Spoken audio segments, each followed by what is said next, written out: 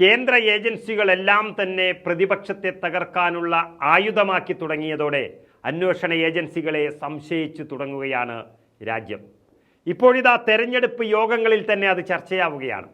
Enforcement ഡയറക്ടറേറ്റിൻ്റെയും CBIയുടെയും ഇവിടെ ആവശ്യമില്ലെന്നും അത് രണ്ടും അടച്ചുപൂട്ടണമെന്നും സമാജ്വാദി പാർട്ടി നേതാവ് അഖിലേഷ് യാദവ് പറഞ്ഞതോടെയാണ് രാജ്യത്തത് വലിയ ചർച്ചയായത്.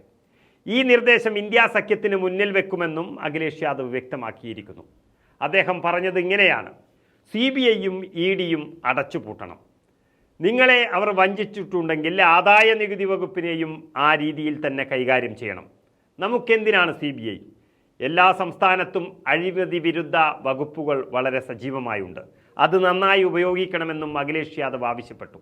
പ്രതിപക്ഷ പാർട്ടികൾക്കെതിരെ ഉപയോഗിക്കാനുള്ള രാഷ്ട്രീയ ആയുധമായി മാത്രം BJPയും EDയും മാറിയെന്നൊരു സത്യമാണ് അഖിലേഷ് വിളിച്ചു പറഞ്ഞത്. പ്രതിപക്ഷത്തിലെ ഒരു കുഞ്ഞ് 10 രൂപ കൈവശം കൂടുതൽ വച്ചിട്ടുണ്ടെങ്കിൽ വന്ന് നോക്കുന്ന ED, അതുപോലെ കള്ളക്കേസുകളിൽ പോലും തുമ്പുണ്ടാക്കി ഉപദ്രവിക്കാൻ നടക്കുന്ന CBI എന്നിവരെല്ലാം സത്യസന്ധരാണെന്ന് പറയുന്നത് അഖിലേഷ് യാദവ് വിശ്വസിക്കുന്നേയില്ല.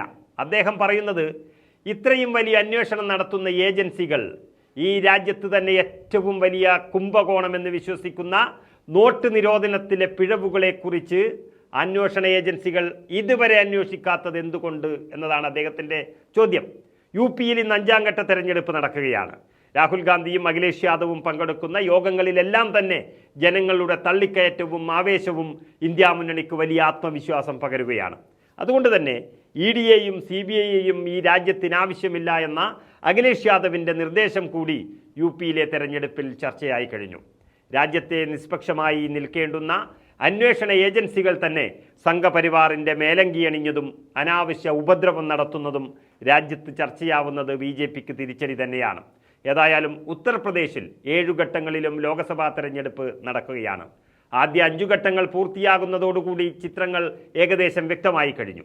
2019 ലോക്സഭാ തെരഞ്ഞെടുപ്പിൽ UPയിലാകെയുള്ള 80-ൽ 62 സീറ്റുകളാണ് BJPക്ക് ലഭിച്ചത്.